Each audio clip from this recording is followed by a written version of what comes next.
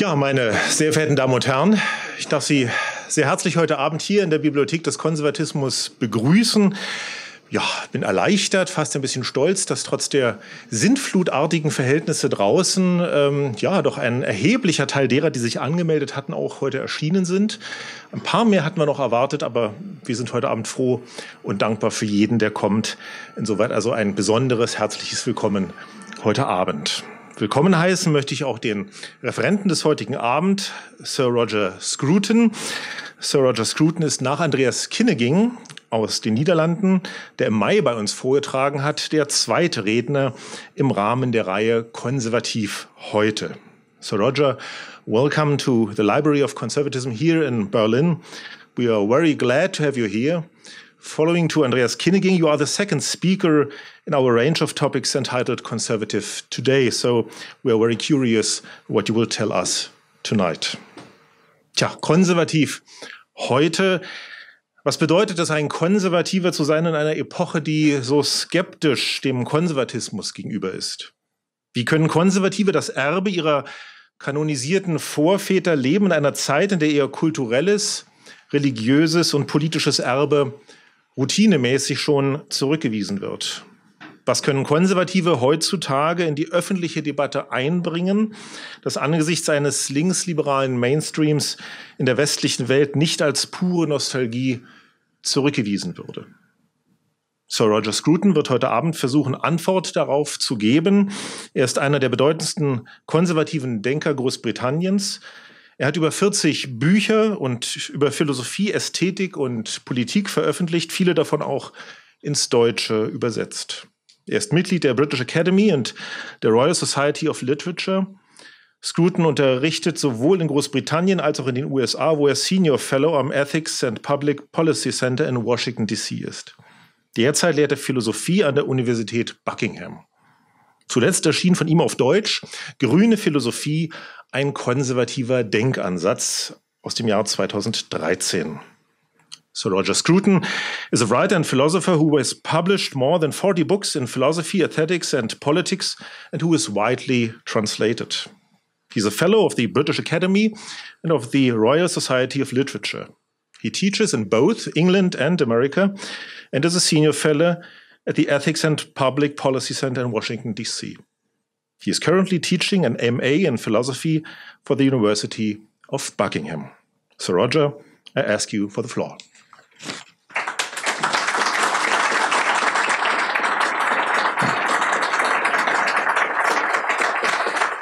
Thank you very much for that kind introduction.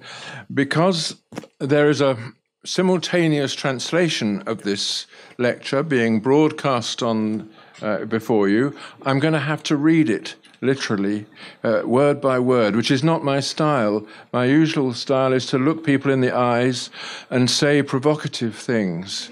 I won't be able to do that until I finish reading this lecture, so you must be patient with me, and I will behave like a proper German scholar for the first 30 minutes.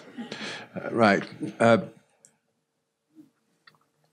Conservatism starts from a sentiment that all mature people can readily share, the sentiment that good things are easily destroyed, but not easily created.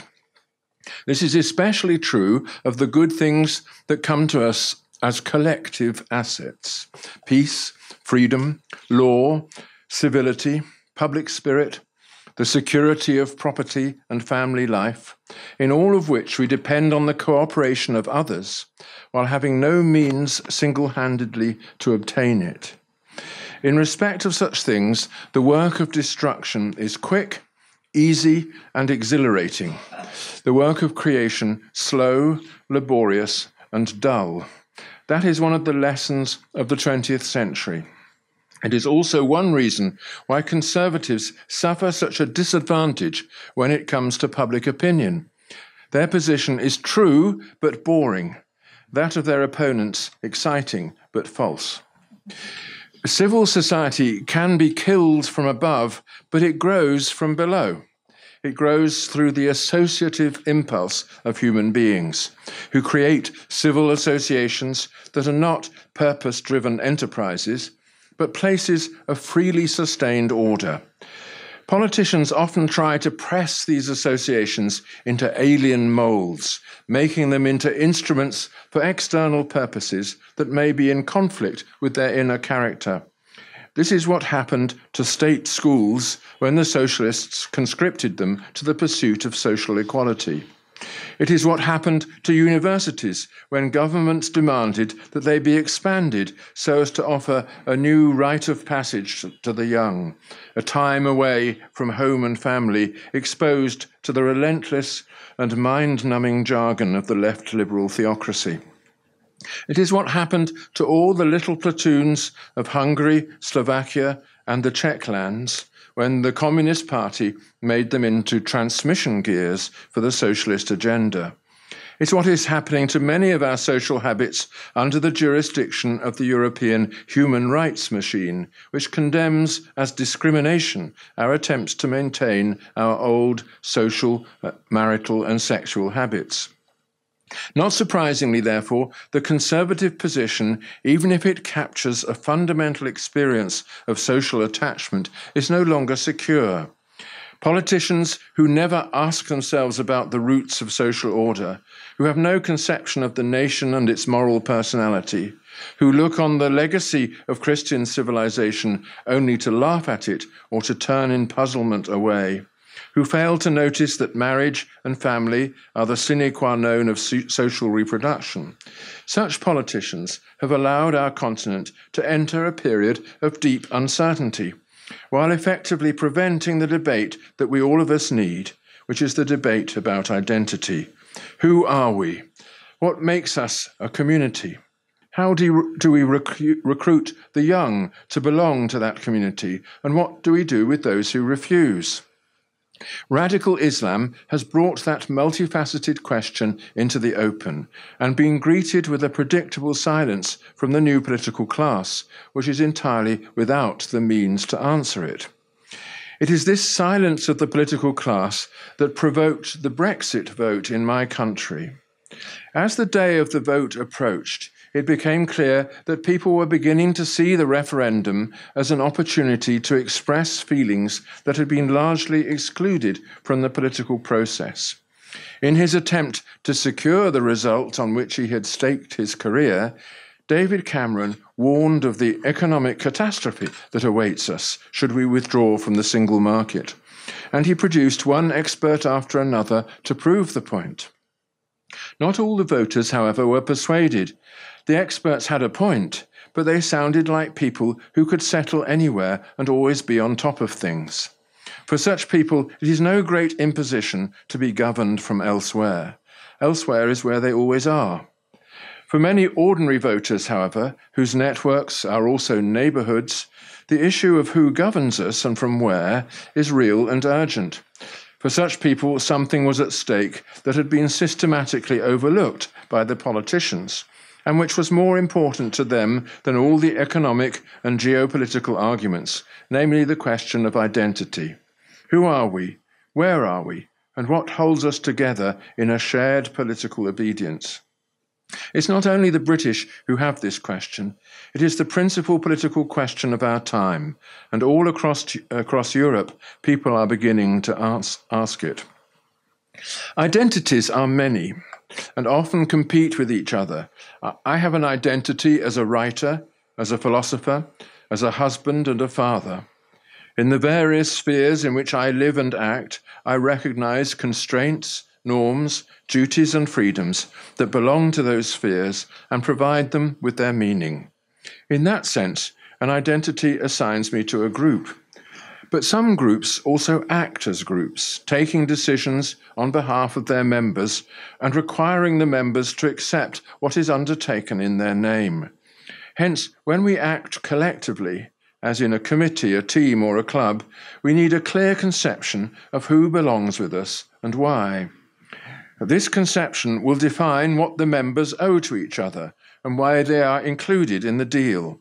It will be the foundation of the trust on which the collective is built. It is in this sense that politics presupposes a shared identity, a definition of who is included, that enables each of us to adopt the decisions that are made in our name. But what happens when trust disintegrates?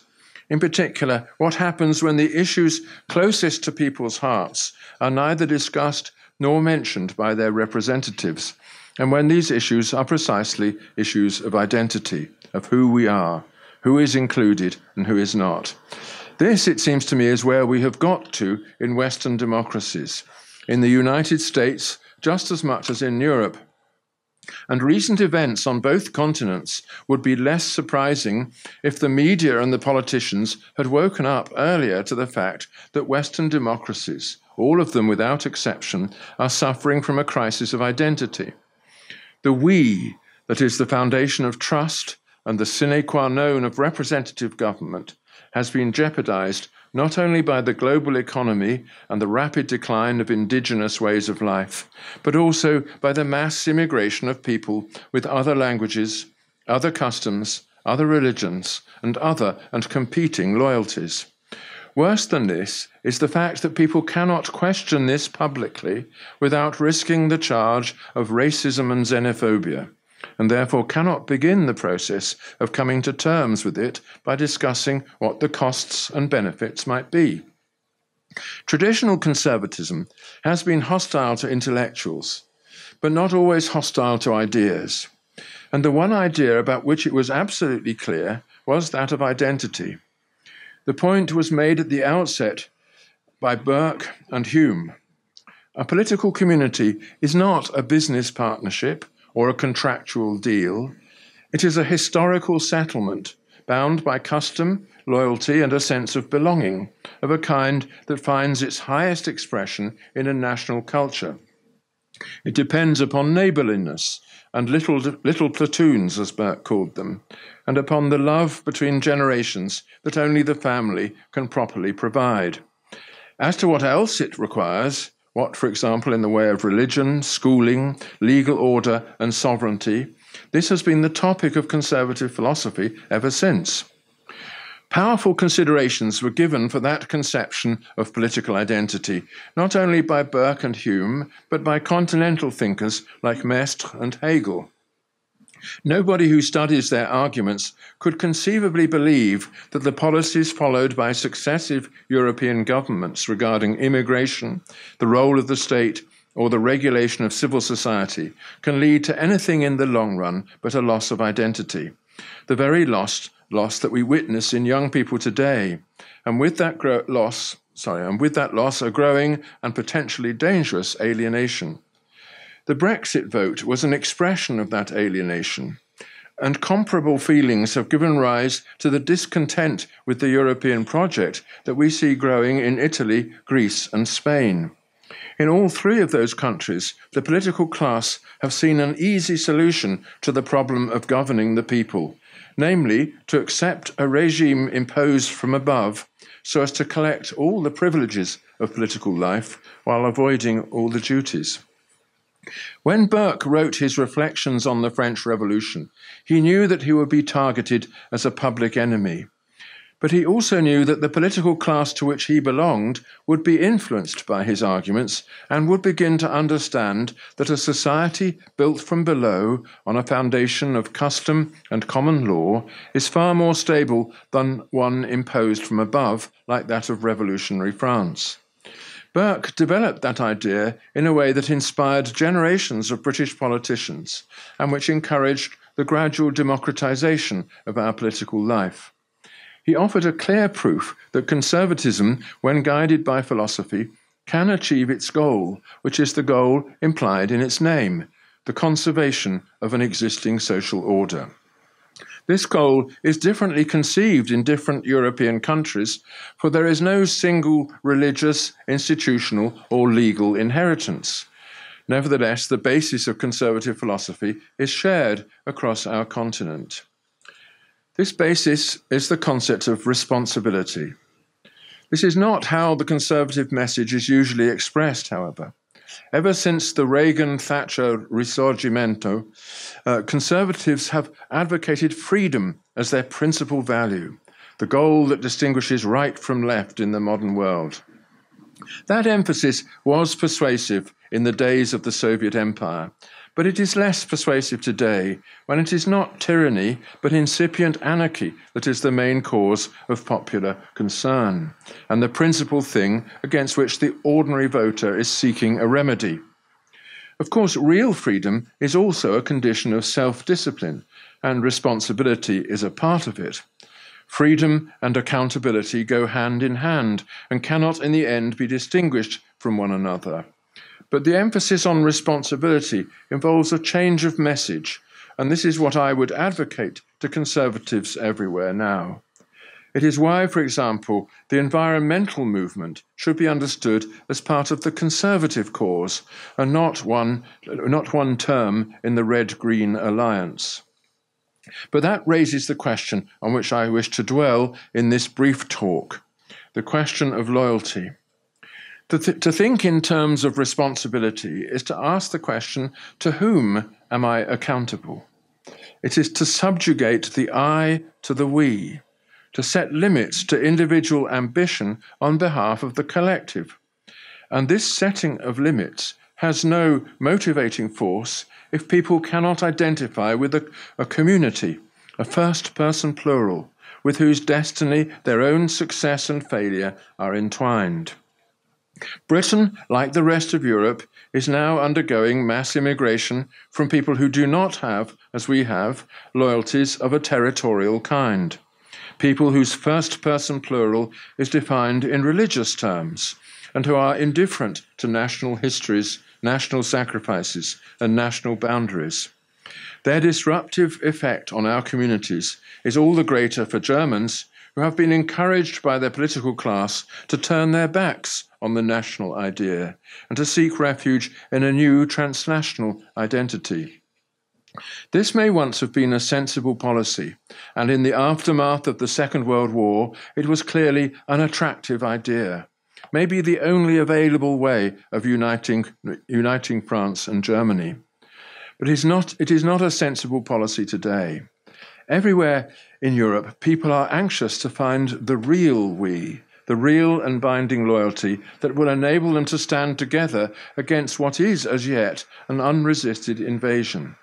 And it is only in terms of such a we that individual responsibility can be defined. We want to renew our communities as communities of law-abiding and accountable citizens, able to make sacrifices for the common good, who will work together to establish common institutions and a shared way of life. In short, we need to renew our legacy of social trust.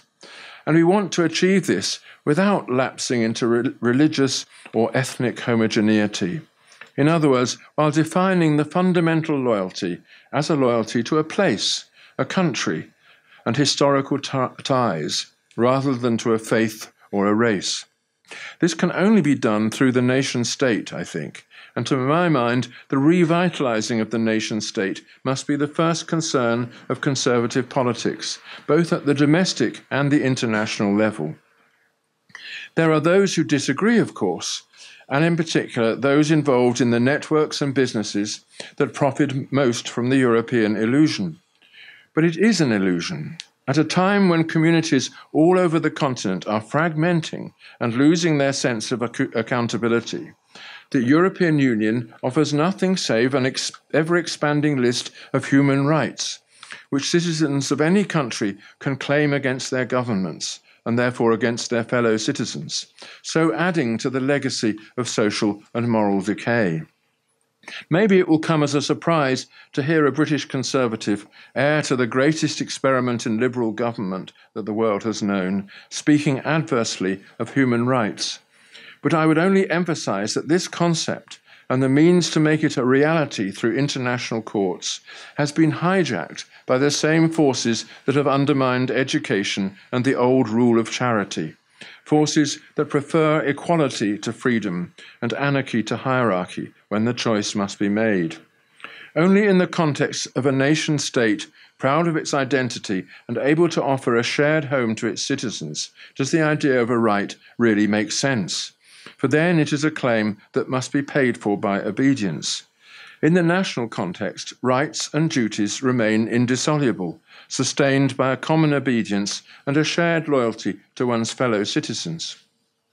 For conservatives, all disputes over law, liberty, and justice are addressed to a historic and existing community.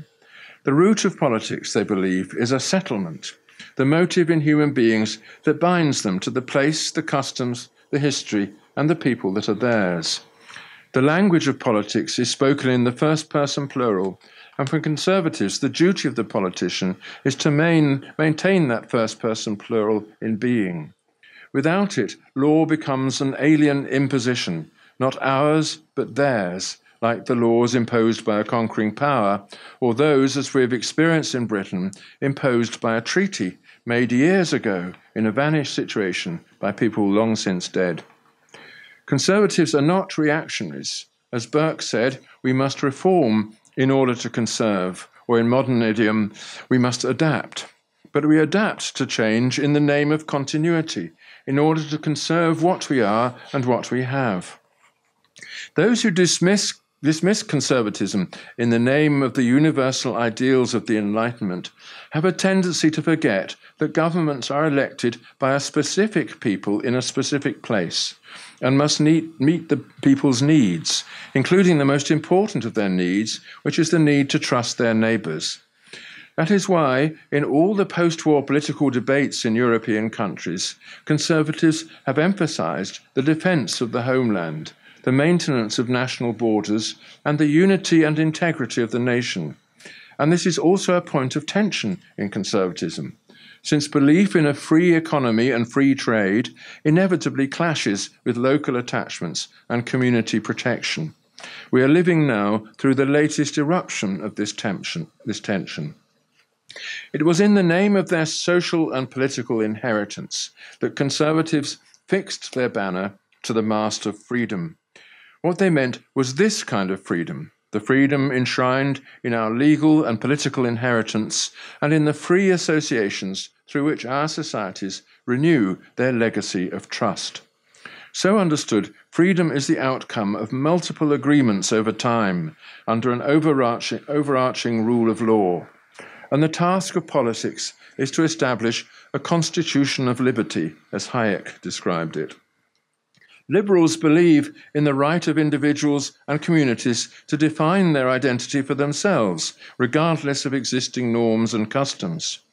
They do not see liberty as a shared culture based in tacit conventions. On the left, especially, it is the negative that inspires. And a whole language has developed with which to abuse those who cling in however dispirited a fashion to the existing social order, the inherited hierarchies, the old and tried conventions. The isms and phobias are designed to describe our established forms of belonging as forms of exclusion, and so to undermine them. To racism, sexism, ageism, xenophobia, and the rest, we now must add homophobia, transphobia, and of course, Islamophobia, a disease which unaccountably swept across the Western world on the 11th of September 2001. These words belong to a posture of relentless interrogation directed towards all that we have by way of a shared experience of belonging. The effect of this is not to amplify freedom, but to curtail it in new and radical ways. As people are silenced, shamed, or dismissed from employment for uttering thoughts that have been forbidden. This is what we are beginning to see as the censorship that begins in the universities spreads to the rest of civil society. We have a recent case of this in Britain in the scandal at Rotherham in Yorkshire. As in so many of our cities today, Rotherham has been in the habit of taking children from dysfunctional families where they are at risk into the care of the city council, usually as the result of a court order. The vulnerable children are in need of help and protection and are also often targeted by sexual predators. Girls in the care of Rotherham Council were regularly targeted in that way by men from the local Muslim community and essentially treated as sex slaves, even sold into prostitution abroad or in other parts of the kingdom.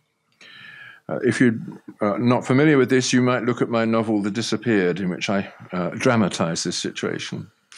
The police refused to investigate complaints made by the parents, admittedly dysfunctional parents, mostly drug addicts, for fear of being judged to be racist.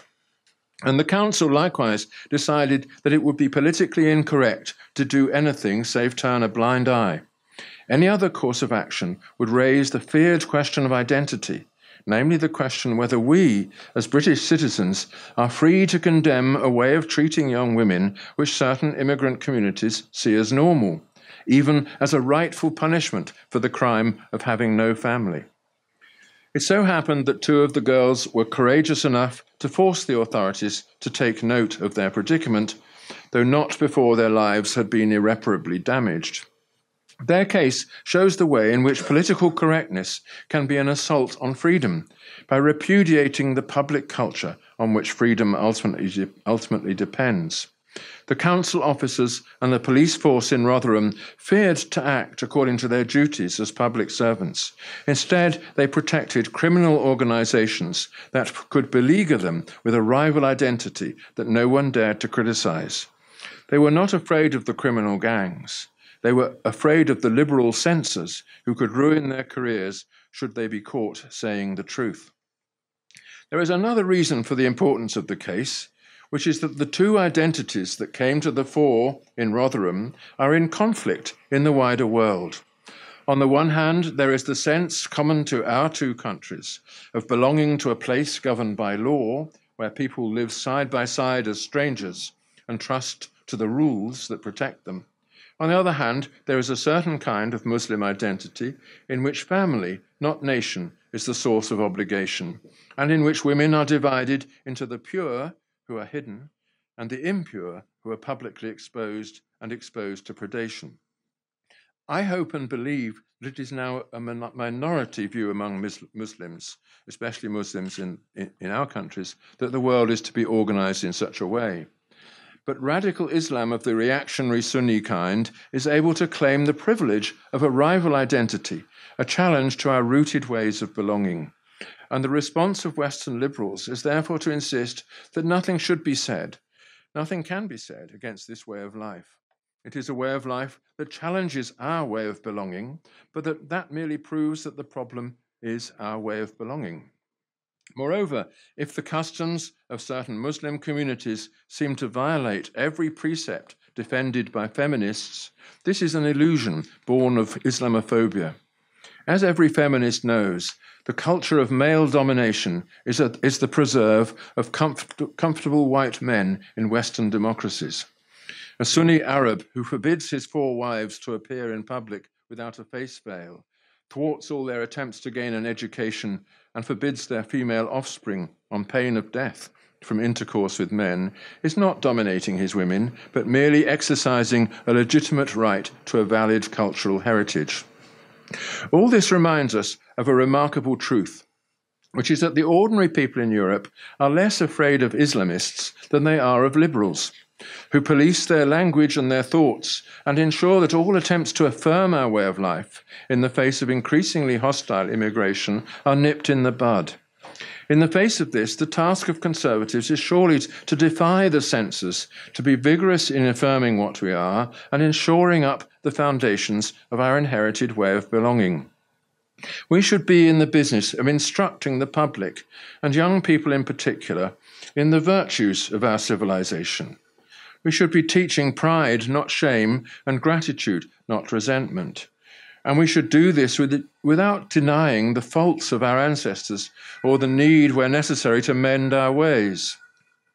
Indeed, it is one of the virtues of Western civilization, and a virtue owed largely to its Judeo-Christian inheritance, that we confess to our faults and try as best we can to atone for them.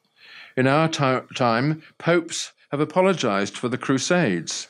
Archbishops have owned up to the Atlantic slave trade, and churches everywhere have hosted self-accusatory sermons on the oppression exercised by previous generations of Christians. Has anyone apologized in the name of Islam for its religious genocides, for the East African slave trade, or for the cruel destruction of Byzantium? I hope so, but I doubt it. I do not think, nor have I ever thought, that conservative thinking can be devoted to freedom alone. Nor is the agenda about economic freedom. It is about our whole way of being as heirs to a great civilization and a many-layered bequest of laws, institutions, and high culture. To defend that way of being must be our first priority, and this defense cannot be properly conducted through politics alone. We need to uphold the secular law that has come down to us from the Romans and the Anglo-Saxons. We need to defend the spiritual wisdom of the Hebrew Bible, the ethic of forgiveness and compassion that was taught to all mankind by Christ, and the spirit of free inquiry that we owe to the Enlightenment. We need to defend, in the face of a growing narcissism, the real and lasting sexual relations on which the future of society depends. In response to the French Revolution, Burke made the case for a society shaped from below by traditions that have grown from our natural need to associate. The important social traditions are not just arbitrary customs which might or might not have survived into the modern world. They are forms of knowledge. They contain the residues of many trials and errors as people attempt to adjust their conduct to the conduct of others. They are the discovered solutions to problems of coordination emerging over time. They exist because they provide necessary information without which a society may not be able to reproduce itself. Destroy them heedlessly, and you remove the guarantee offered by one generation to the next. In discussing tradition, we are not discussing arbitrary rules and conventions. Therefore, we are discussing answers that have been discovered to enduring questions. These answers are tacit, shared, embodied in social practices and inarticulate expectations. Those who adopt them are not necessarily able to explain them, still less to justify them. Hence, Burke described them as prejudices and defended them on the ground that though the stock of reason in each individual is small, there is an accumulation of reason in society that we question and reject at our peril. Reason shows itself in that about which we do not and maybe cannot reason, and this is what we see in our traditions, including those that contain sacrifice at the heart of them, such as military honour, family attachment, the forms and curricula of education, the institutions of charity, and the rules of good manners. Opposition, disagreement, the free expression of dissent, and the rule of compromise all presuppose a shared identity. There has to be a first-person plural, a we, if the many individuals are to stay together, accepting each other's opinions and desires, regardless of disagreements. Religion provides such a first-person plural. I might define myself as a Christian or a Muslim, and that might be sufficient to bind me to my fellow believers, even when we disagree on matters of day-to-day government. But that kind of first-person plural does not sit easily with democratic politics. In particular, it does not accept the most fundamental disagreement within the state, between the faithful who accept the ruling doctrine and the infidels who don't. That is why democracies need a national rather than a religious or an ethnic we. The nation-state, as we now conceive it, is the byproduct of human neighbourliness, shaped from the countless agreements between people who speak the same language and live side by side. It results from compromises established after many conflicts and expresses the slow-forming agreement among neighbours both to grant each other space and to protect that space as common territory. It has consciously absorbed and adjusted to the ethnic and religious minorities within its territory, as they in turn have adjusted to the nation-state, and that is the process that we've been witnessing. It depends on localized customs and a shared routine of tolerance. Its law is territorial rather than religious and invokes no source of authority higher than the intangible assets that its people share. It is the nation-state so conceived that defines the primary goal of conservative politics in our time, and this goal is as important for Germans as it has been for the British. Of course, history makes it difficult for Germans to think directly in national terms. The European project has enabled them to shield themselves to a certain extent from painful memories behind the veil of a European identity that overrides the boundaries of nationality and conceals the dead for which it has been forbidden to mourn. But the European project is coming to an end, in my view. The single currency has inflicted troubles on its weaker subscribers that will lead inevitably to instability and social turmoil, while the migration crisis will increasingly fuel nationalist responses in the individual nation states. If the political elites had the sense to be working on a new treaty to replace the old one, with its disastrous aim of ever closer union, the idea of a pan-European alliance could yet be saved. But this course of action requires more imagination from our politicians than they have yet seemed able to exhibit. And that's all I have to say for the moment.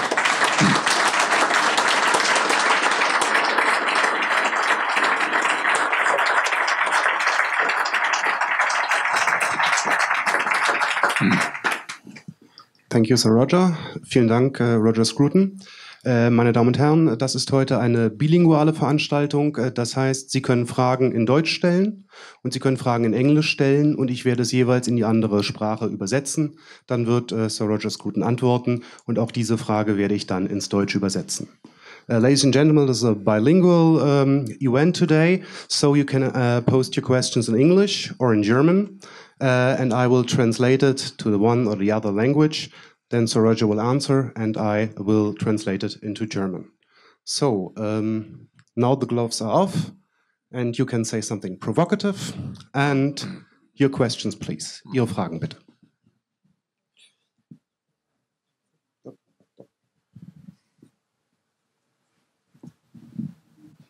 Mein Name ist Heinrich. Ich stelle die Frage in Deutsch, weil mir doch etwas das Vokabular in Englisch fehlt bei so einem schwierigen Thema. Ich kann Ihnen bei dem, was Sie ausgeführt haben, nur zustimmen, uneingeschränkt. Das war stringent, das war logisch, das war toll. Nur, jetzt muss ich Schiller zitieren, die Botschaft höre ich wohl, allein mir fehlt der Glaube. Wir sitzen hier, wir wissen das, was zu tun ist. Wir sind hier 60, 70 Mann, das ist immer wieder die Frage, die sich hier stellt. Draußen ist der eine oder andere, der das genauso sieht, der von dieser Veranstaltung nichts weiß. Und auf der politischen Ebene ist niemand da, der das umsetzen kann. Es ist keiner zu erkennen. Wie stellen Sie sich in der Praxis das vor? In der Antwort im Indikativ, man muss oder der und der muss mit Bezug auf eine Person und nicht man sollte. Yeah, I should probably translate it to those who don't understand German that well. So, of course, he liked your lecture, and the mainly question is, yes, I believe what I hear, I hear it, but I don't believe it. So what is the practical implication of that, what you say, what can be done, so to say? But not that, slightly different, the meaning of what Schiller said, that is that I want to believe that message, but it has to be believed in a different way if we have to have the leadership that we need. That's, I think, the tenor of what Schiller was trying to say, the quotation from Schiller. Yes. Also es ging eher darum, dass es darum geht, Schiller zu sagen, nicht in dem Sinne, dass da nichts passiert, sondern tatsächlich, dass das Innere bei Schiller eine andere Implikation hat. Also es ist nicht in dem Sinne, wie Sie das interpretiert haben. The question is there anybody there in the political class who can translate this message into real politics? My message is simply saying that something like these beliefs do lie in the heart of ordinary people. But it has become very difficult translate them into politics. Die Frage ist immer, ob jemand da ist in der Politik, der diese Dinge auch umsetzen kann ins Praktische. Die Dinge sind tatsächlich bei den normalen Menschen vorhanden. Und es ist die Frage, wie kriegt man sozusagen von der normalen Ebene zur, man möchte sagen, Elite, um es auch politisch umsetzen zu können. My own feeling is that there is a level of society between the political class and the people, and the ordinary people, where all the discussion should be happening, but the discussion is not happening. Es gibt einen Unterschied zwischen der politischen Elite einerseits und den Wählern andererseits.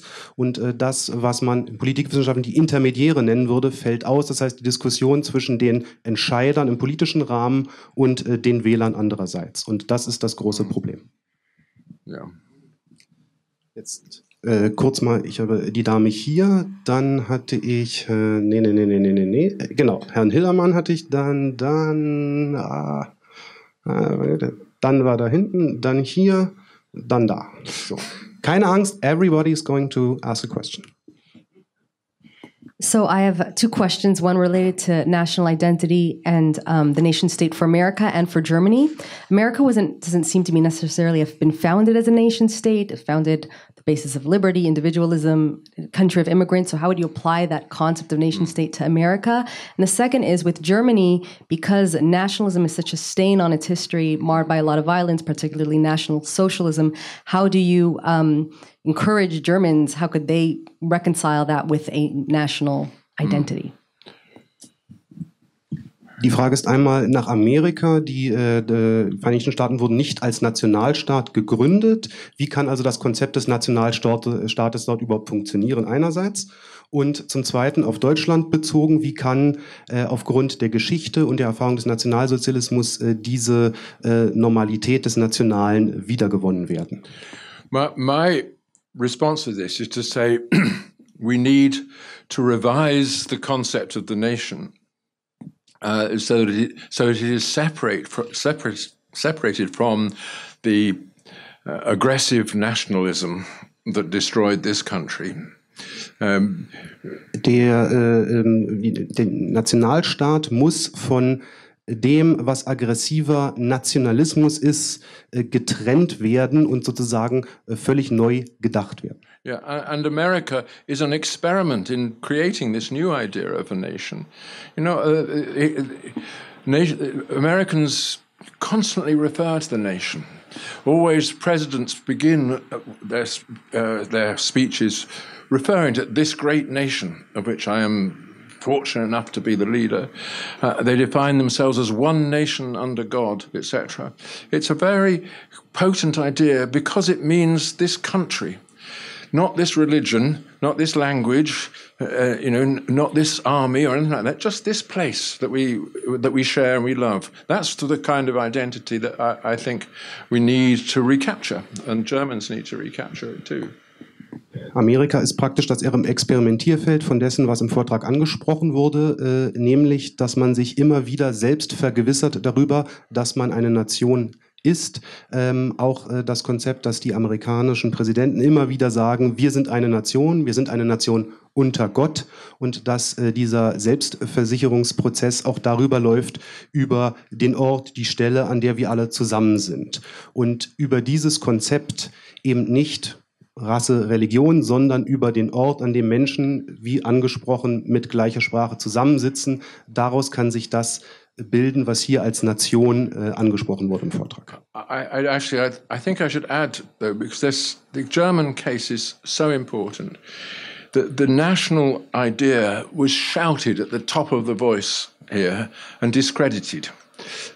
Yet what I'm advocating is another version of it, which is not shouted, but just lived quietly. Neighborliness, belonging, recognizing that this person who shares your house is somebody to whom you owe just the duty of being together during the day, that sort of thing.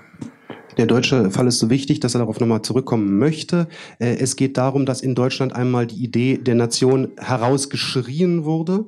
aber es geht jetzt darum, sie nicht herauszuschreien, sondern sie zu leben, auch gerade im nachbarschaftlichen Sinne. Wir sind alle Nachbarn innerhalb einer Gemeinschaft und über diesen Weg der Nachbarschaft eben Nation zu bilden.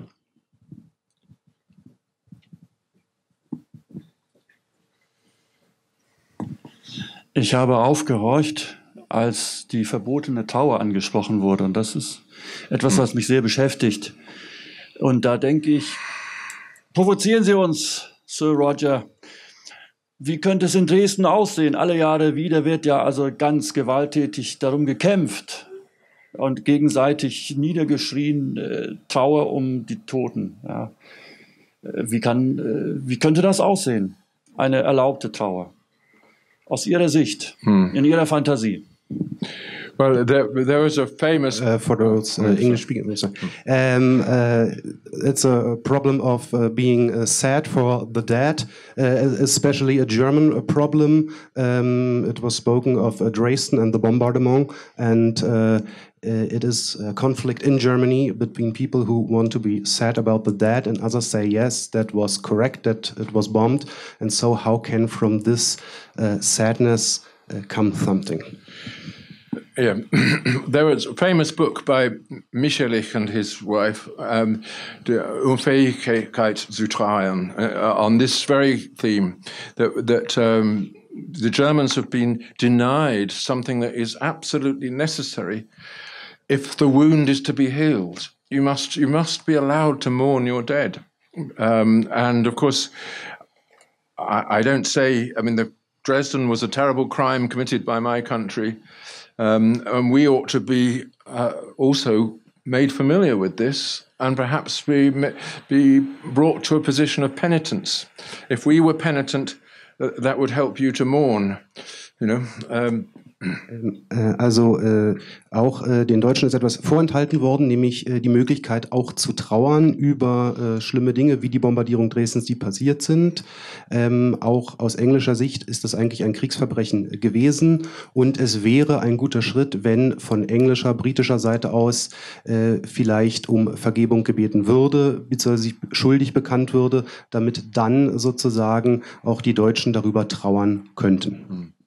So I guess that we have to overcome this, the forbidding of mourning, and allow this to be as legitimate here as it is everywhere else.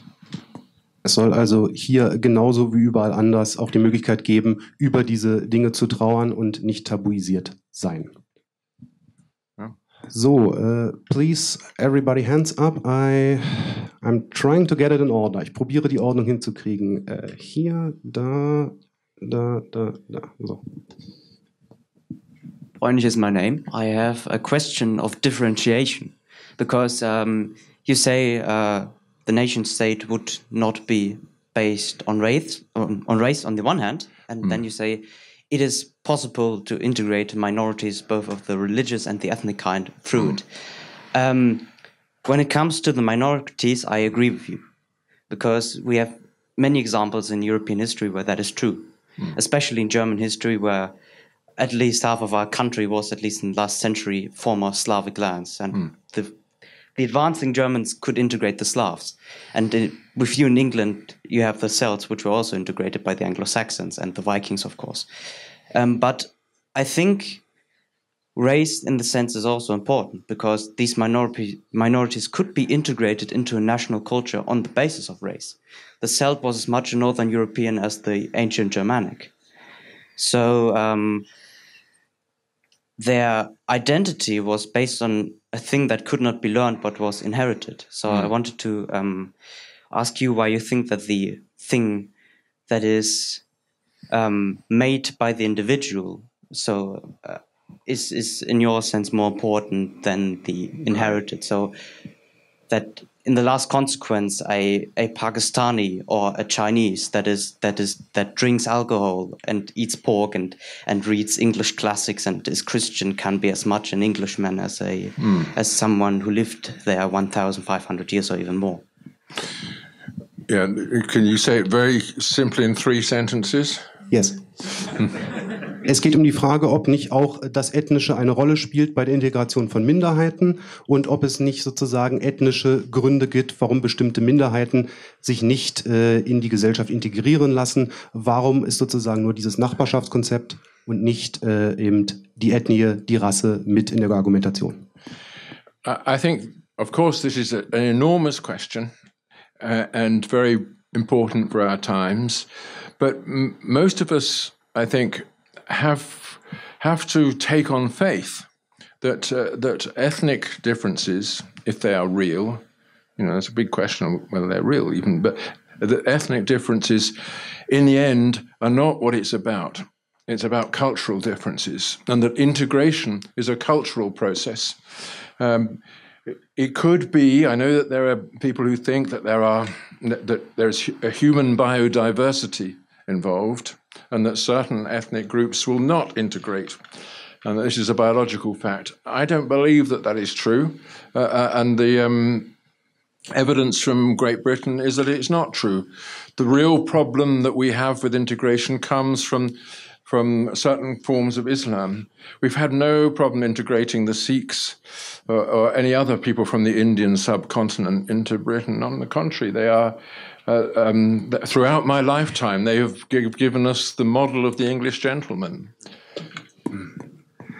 Dass die Integration mit der Frage der Ethnie, der Rasse zu tun hat, wird hier ganz klar bestritten. Es ist eine Frage der kulturellen Unterschiedenheit und es ist die Frage, ob alle sozusagen Kulturen sich integrieren können. Und als Beispiel wird hier angeführt, dass es jetzt Probleme gibt mit muslimischer Zuwanderung. Und dort erlebt man auch in England zum ersten Mal, dass es Probleme gibt, während Sikhs und andere Religionen integriert wurden und tatsächlich auch zu dem Bild des englischen Gentleman beigetragen haben. Von daher ist es aus Sir Rogers Sicht die Frage der Kultur und die Integration in der Kultur die entscheidende Frage.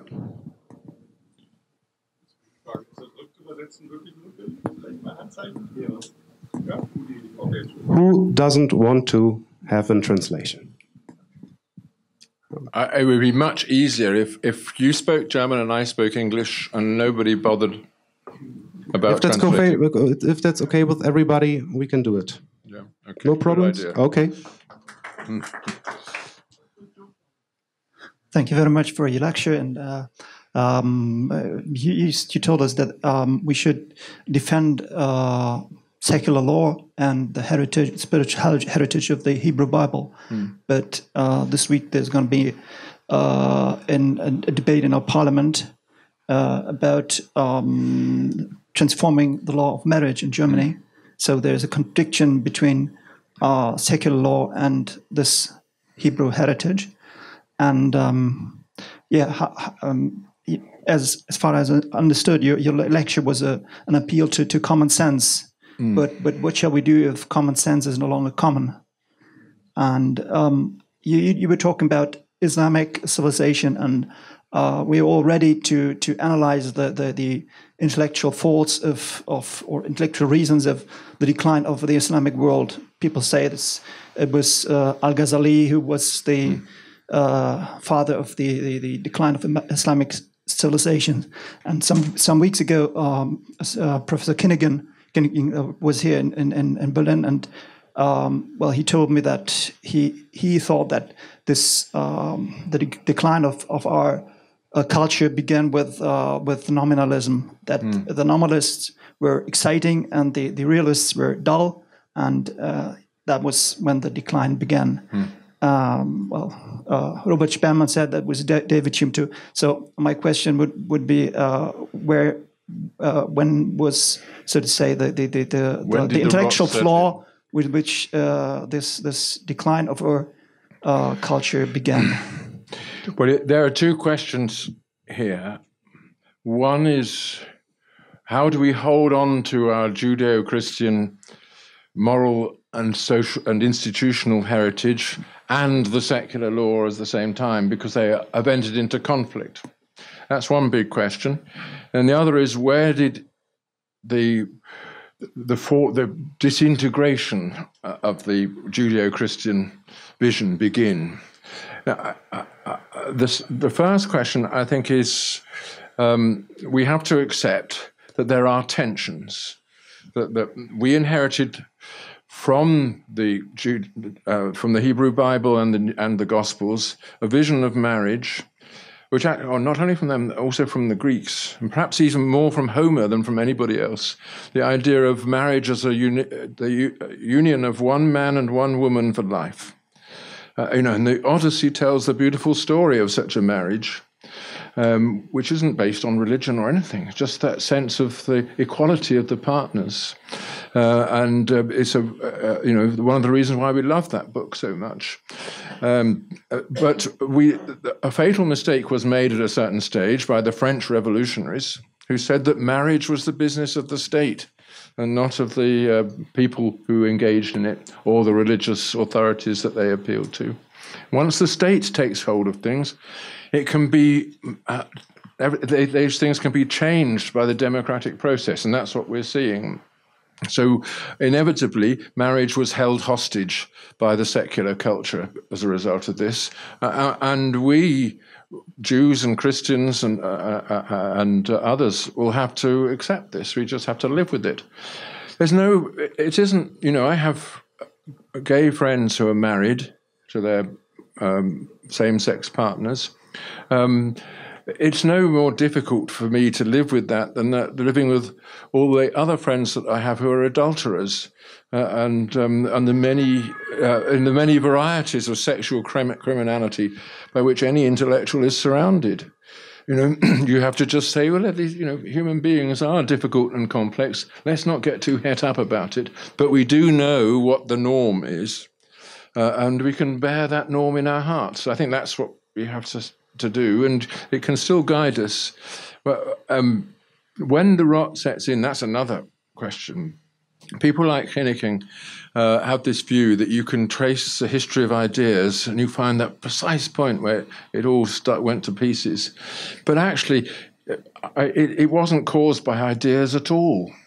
The catastrophic declines are caused by things like famines or the invasion of the Mongols,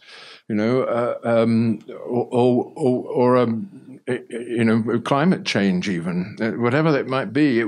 It's very unlikely that the nominalists are to blame. And when it comes to Al-Ghazali, nobody understands what he said. So I don't think he's responsible for it, really, and for the decline of Islam. Ich heiße Gottfried Most. I speak up in German and English, okay? To make it short, two questions. First, my professor, Otto Heinrich von der Gablenz, in the 60s, we talked in these years about Konservatism, über die konservative Zeit. Und hatte, ich sage es erst in Deutsch, weil it's an alliteration. Was ist ein guter Konservativer? What is a good conservative? Das Bewährte bewahren, what has proven good, keep it. Das Nicht-Bewährte verändern, the not proven conservative. Otherwise, you are a reactionist, sonst bist du ein Reaktionär. Also das Bewährte bewahren, das Nicht-Bewährte verändern, sonst bist du ein Reaktionär. Und dieser Professor von der Gablenz ist in meiner Geburtsheimat Schweidnitz vor 83 Jahren. Bei Kreisau war mein Vater mit Molke auf dem Gymnasium. Und ich bin dann zufällig vor 83 Jahren geboren worden. Aber das ist jetzt die erste Frage. What do you think about this quotation? What has proven right? Keep it. What has not proven right? Change it, otherwise you're reactionary. This is the first question. The second, in short, your wonderful analysis, Ihre wunderbare Analyse. Thank you for tonight.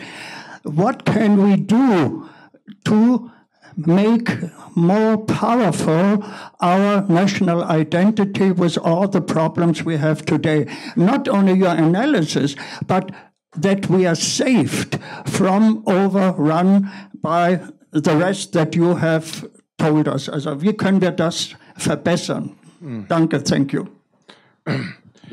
I agree entirely with the quotation. I think it's also how I would express conservatism. I would say that a conservative is someone who has found something to love and wants to retain it and to protect it from all the sources of decay.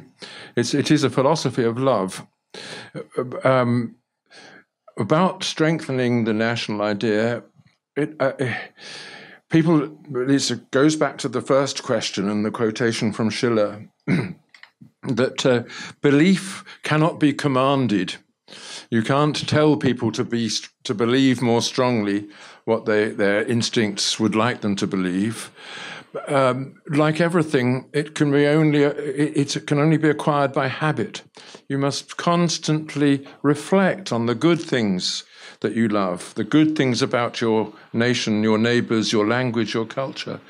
St. Paul says this: think only on what is good, and avoid thinking on what is evil, and avoid anger and resentment. Keep on building up communities for yourself where people can get together and discuss the classics, play string quartets or whatever. And then gradually this love will become strong enough to resist. Then you would have then something to fall back on. At a certain stage, of course, you have to resist the overwhelming of your population by external forces. And that is something that you need political leadership to do. But that doesn't come from me. That comes from the politicians who might one day listen to me. Könnten bitte nochmal alle aufzeigen, die ich bisher schon aufgerufen. Genau, dann waren wir hier, da hinten, da und dann da. Oh, sorry. Dann schiebe ich sie noch dazwischen. Thank you, Sir Roger Scruton, for your presentation. I'll try to be provocative, but I'll hope you easily neutralize my question or slice through it eventually. I had the pleasure for the last 2 years to build up the new Konrad Adenauer Foundation's office in Myanmar, Burma, or Myanmar, if you will. A country which I don't need to explain to you is very fractured still, has a lot of minorities, this kind of non-state sort of still. Many of these fractures are based upon ethnic differences, religious differences. And many of these groups still are very, superficially you would say, conservative. There's a lot of we feeling. There are lots of antagonisms between majority-minority population. And it always seemed to me the project of nationalism in Europe had already sort of equalized or flattened some of these differences, some of these cleavages. So here I'm trying to be provocative, and I'm sure this opens a whole can not of worms, but of literature and philosophy. But how is the nation state itself not a project of establishing more equality or reducing fault lines within society? So in a nutshell, is this kind of civic nationalism, does this equal to conservatism, or is it a big project for equality? Yeah. Well, it's there are two questions really hiding behind what you said. One is that the European nation state is distinct from the other things called nations that turn up at the meetings of the United Nations. Many of them are like Myanmar, creations of colonial powers. All the so-called nation states of the Middle East, with the possible exception of Lebanon and Egypt and Morocco, are really creations of Britain and France. At the close of the First World War. And it's not surprising if the people in those countries do not identify themselves with the nation. They identify with their confession. I'm a Sunni or Alawite or whatever. And that we have the same problem in Myanmar. The Muslim minority, which is persecuted, of course, has not been given a national identity with which to identify. So we have to accept that Europe is a special case, and so are there many of the European colonies like America, Canada, Australia, and so on. They took with them the European achievement of the nation state, those immigrants. And it was an achievement, but it wasn't achieved without cost. It was the Treaty of Westphalia, which Westphalen finally brought to an end the religious conflicts which had torn our continent apart and gave us the nation state as the solution. It isn't the solution that can be everywhere applied. I accept that. As to whether the kind of low-key civic nationalism that I'm defending, whether that is the conservative cause, I would say no, of course not. It has to be shared with the people on the left as well. You can't have a first-person plural which is only confined to those people who believe the kind of conservative things that I believe about everything else. We're a mixed society.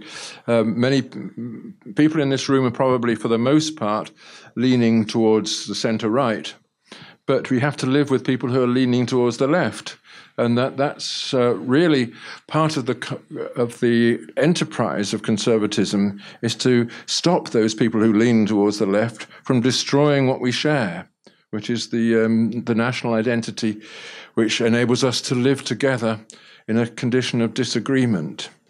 I think that's one of the most important things about the European nation state, and of course America as an example of it, that it creates cohesion among people who don't agree.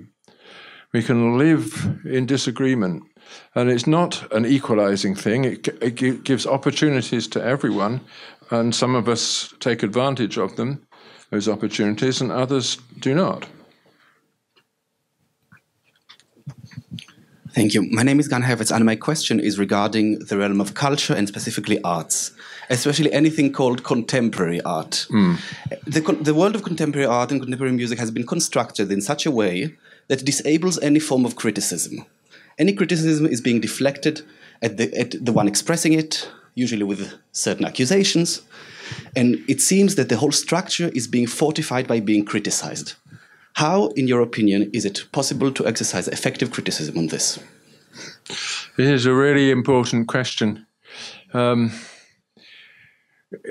absolutely right that there are two big problems. One is the nature of contemporary art, which is largely, well, not all of it, but much of it is deliberately offensive and transgressive. It's designed to offend the ordinary bourgeois conscience. That's one big problem. Why is that so? Then the other big problem is how do we criticize it, and what has happened to the culture which has made criticism impossible? My view is that criticism is an essential part of any culture. And if you lose the habit of criticism and you don't teach criticism, you've lost the culture. What you have instead is a kind of pretense at culture. And most people who love art and music and literature, they do criticize it in their hearts. They know the difference between something that's good and something that's bad, something that's moving and relevant and takes them out of themselves, and something that is trivial and degrading and lowering of the human condition. But it is quite difficult to find the words to articulate this. But, people they have articulated these things in the past, and there's a tradition of criticism that you have and that we have, and it just needs to be taught. And again, it needs a certain amount of courage, of course, to stand up to the offensiveness of things. And people will always laugh at you as a reactionary, somebody who is not open to the great cultural experiments of the time. They will say, look, but people didn't like Beethoven when he first started moving in the direction of his latest style. And all I am doing is the equivalent of what Beethoven did. But of course, the whole of Vienna followed the body of Beethoven to his funeral. It'd be great if there were some more funerals of modern artists, but they certainly wouldn't have that kind of following.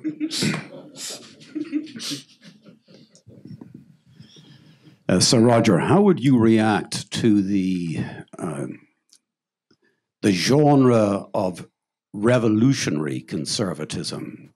And by revolutionary conservatism, I mean a conservatism that is willing to go outside of the democratic construct.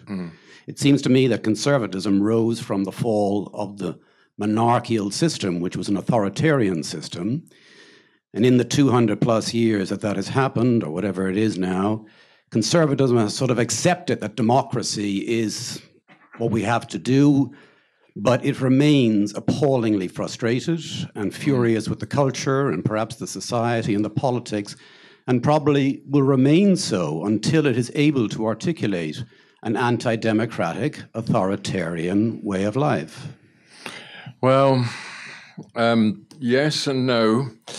I mean, people on the left are saying this in Britain. You know, you can see the way in which the left, since the Brexit vote, particularly, has shifted radically in an anti-democratic direction, saying that what is necessary is to seize power, because we will never be able to obtain it clearly by democratic means, and yet if we don't obtain it, and then things will just go on going downhill. Now, okay, so this is something that's said on the left. It could be said on the right equally, if you thought that only by seizing power can the institutions that we need be protected. But I would like to hang on to democracy for as long as possible, because after all, it's the only thing that will guarantee that if you make a mistake, it will be corrected. You know, Lenin, when he took over in Russia, made the greatest of all mistakes, which is to destroy the procedures whereby mistakes can be recognized.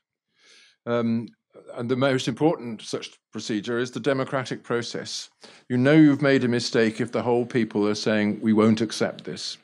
And I think we need, therefore, the democratic process, not because it necessarily comes up with the right conclusions, and it won't, but because, nevertheless, it's the only method that will guarantee that you can correct those conclusions when they're wrong.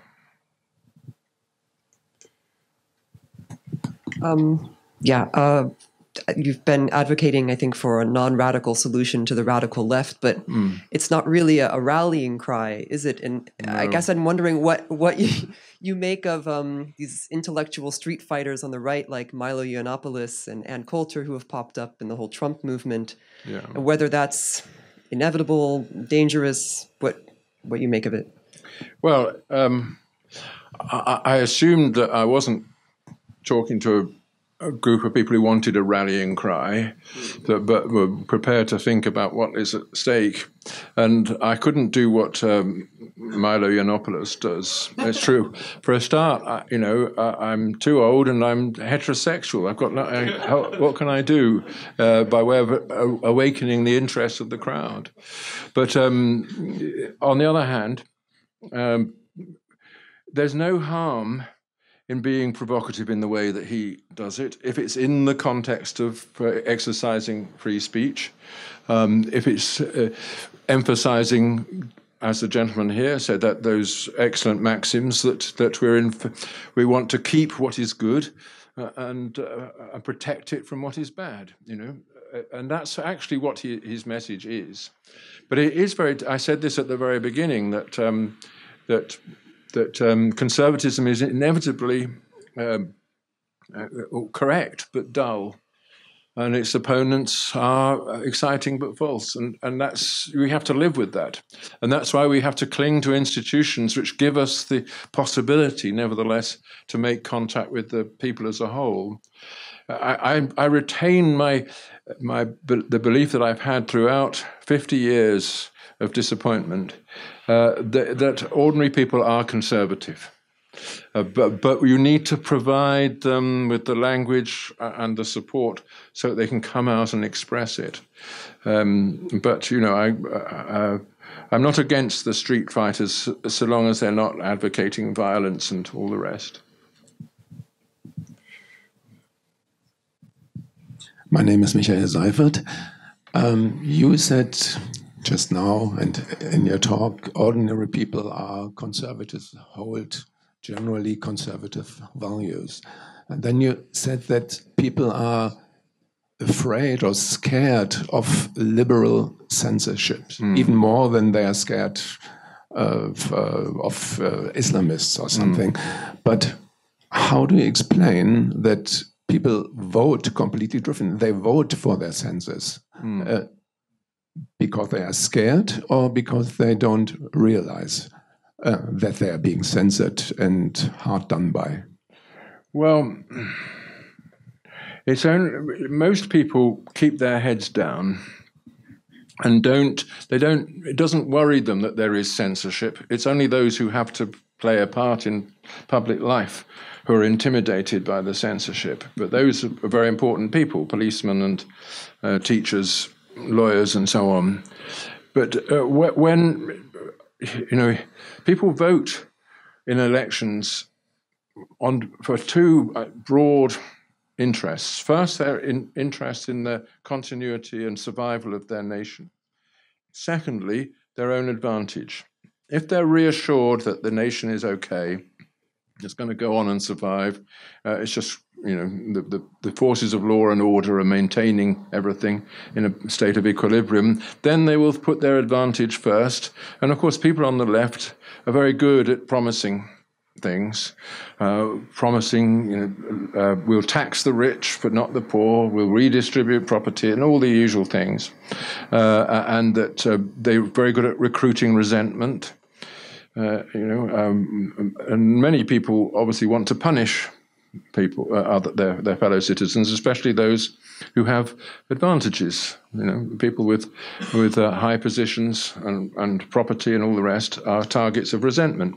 So it's not surprising if people vote in considerable quantities for others on the left, because they're giving all the promises. People on it goes back to what the lady here asked about. Politicians on the right don't make those promises. So the only thing they can appeal to is the kind of things that I've been appealing to.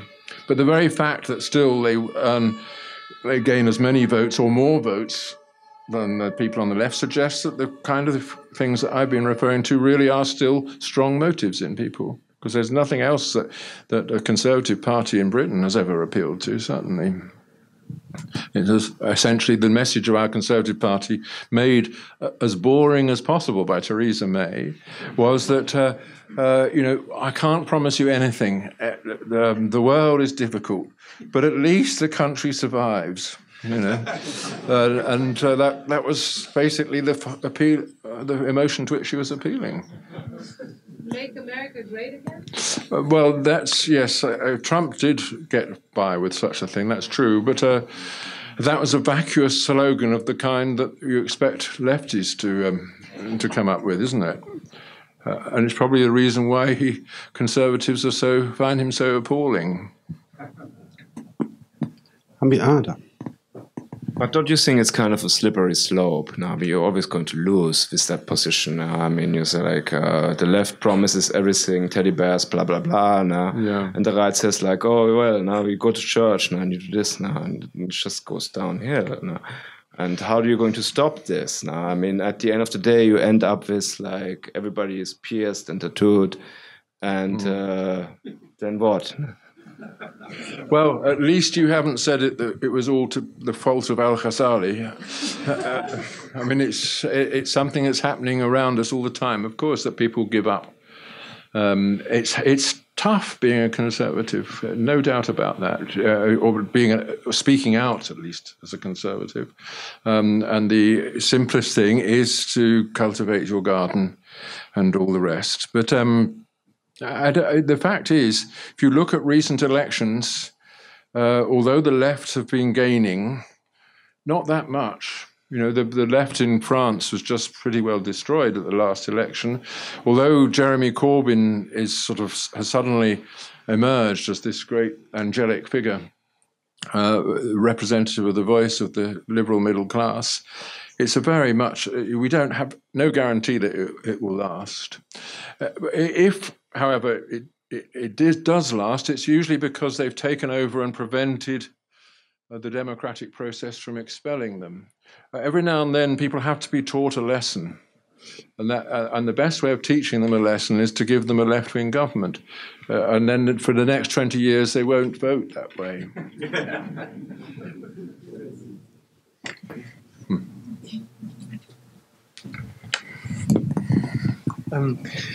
You published a book, Fools, Frauds and Firebrands, Thinkers of the New Left.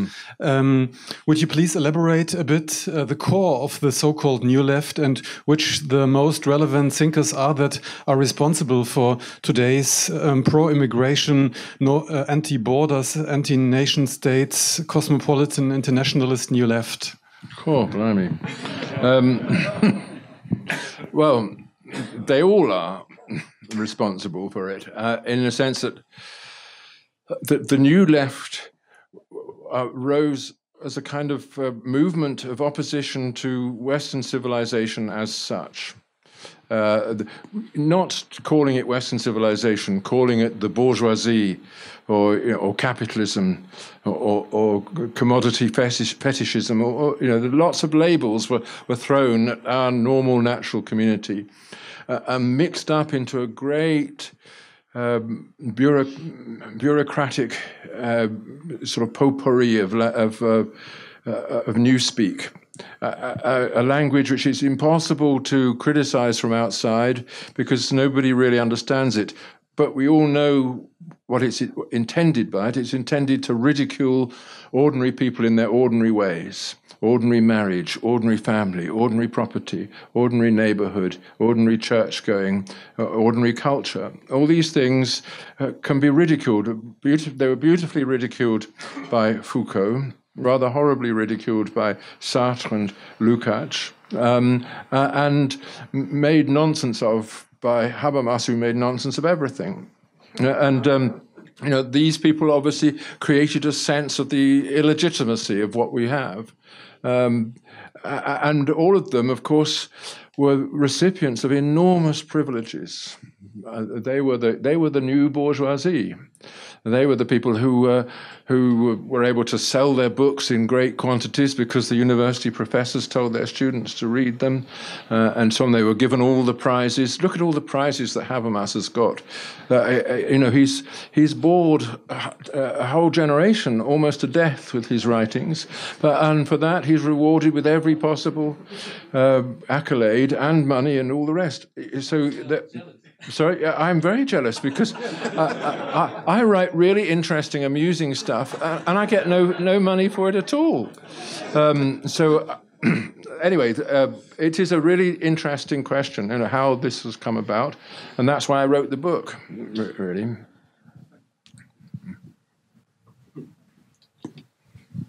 I'd like to return to the question of the nation state. How do you sell the idea of the nation state and its re-emergence, as it were, as a result of the failings of the European ideals of the post-war era, to those who live in feeble nation-states, such as Belgium, for example? And what do you say about Scottish independence and all the other movements that are currently to be witnessed in places like Spain, Catalonia? We've witnessed the dissolution of Yugoslavia, of course, Czechoslovakia. So what do you tell the Czechs, the Spaniards, the Belgians? Aren't there very serious failings of the nation states or the idea of the nation state that can't simply be overcome in a conservative way? I think I do worry about this. Obviously, the case of Belgium is a particularly difficult one because there's no evidence that the Flemings and the Walloons wish to live together. But they were pushed together in an artificial conjunction in the wake of the Napoleonic Wars and so on. And it has never lasted because it's crushed between Germany and France anyway. And for them, the European Union was a great solution because it made them the capital of an empire. There they are, the unelected bureaucrats whose only identity is Europe. So yes, there are rival identities growing all the time. My thought is, however, that what I mean by the nation state is essentially a territorial form of identity. Here is the place where we are. That's where we're getting on with our neighbours. We're going to protect it as our home. That's the thought. Even the Belgians have that thought, and the Walloons and the Flemings will stay together as long as they think that unity is necessary to protect their home. And that's true. We saw that in our recent election when the Scottish nationalists lost an enormous amount of power as a result of the question being, do we belong together or not now in the bigger world, rather than it being just a referendum. So I think no nation state is some kind of permanent arrangement set in stone. It's an agreement among people to settle together in a territory and protect it as their home. The Spaniards have had that agreement from which the Catalans wish to withdraw, but they won't withdraw by becoming enemies of the rest of Spain. They will withdraw into some kind of federation which has the appearance, nevertheless, of a nation state. We in Britain are a very good example of this. We could be counted as one nation or as four, and we never really worry about it. What we do know is that if there is a real problem about law, about the protection of our borders, about invasion or whatever, about immigration, then we stand together in that issue.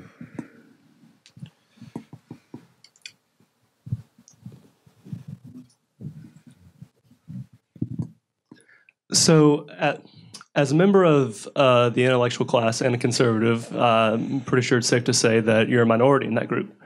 For other conservatives in the intellectual class, how do you maintain your beliefs in face of that as minority and, going out on a limb here, changing the minds of others, especially in places like America, where conservatives are largely held responsible for issues such as anti-intellectualism and other things, like you said, racism, homophobia, the others?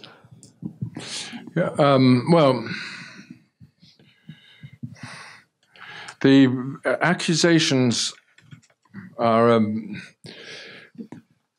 very unconstructive in politics. And the kind of accusations I was talking about, racism, homophobia, etc., they tend to be directed at the ordinary people who are trying to protect their little part of the inherited status quo. And that's what those were the people who voted for Trump. On the whole, they felt they'd been abused. Hillary Clinton summed them up as deplorables, people whom she wouldn't invite to a party in New York City, as opposed to all the others. And they have felt humiliated because people throw these labels at them simply for expressing their natural social instincts. I don't think intellectual conservatives like me are to blame in the same way for any of those faults, if we are to blame at all. But of course, we do get a lot of flack. It is regarded as a kind of crime in certain circles in intellectual circles to be a conservative. And this has been the case right from the beginning.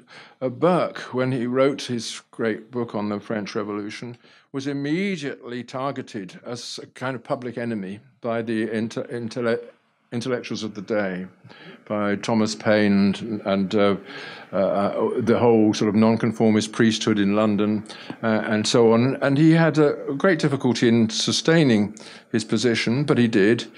And right through the 19th century, this attitude prevailed. John Stuart Mill famously described the Conservative Party in Parliament as the stupid party.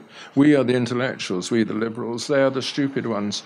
And I've always taken the view that if you have a certain amount of education, you do feel that you've emancipated yourself from these ordinary prejudices of ordinary people. Burke had the sense to call them prejudices. So you tend to despise them. And then you look down on conservatives. You think I've arisen to a state of refined critical judgment because I'm not a conservative anymore. I'm a true liberal.